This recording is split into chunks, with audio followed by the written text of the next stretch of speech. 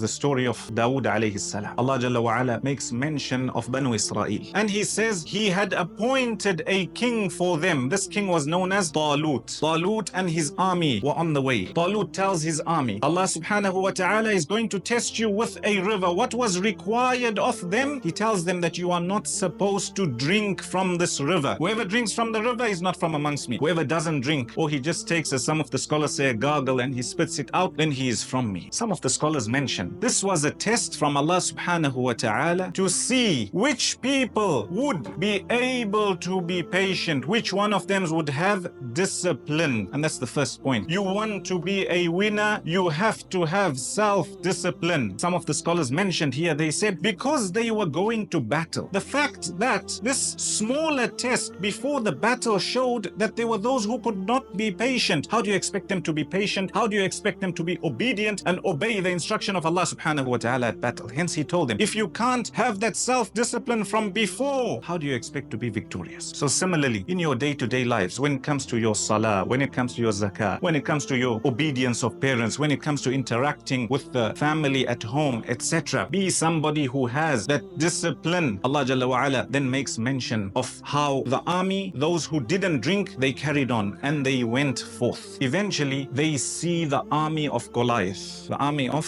Jalut. Some of them, they say, we stand no chance against this army. There are others who say, how many a time a small army is able to overpower and overcome a large army? And this is the second point I want you to take away. When you want to be a winner, you have to have a positive mindset. When everybody else sees gloom and doom, you know that you've got to be positive, and bi'idhnillah, Allah subhanahu wa ta'ala will open your doors for you. There were two groups of people. They seeing exactly the same thing, exactly the same. There are those who think we have no chance, and there are those who think, no, hold on a second. There are people who came before and Allah subhanahu wa ta'ala granted them victory. What about us? Surely He will grant us that victory.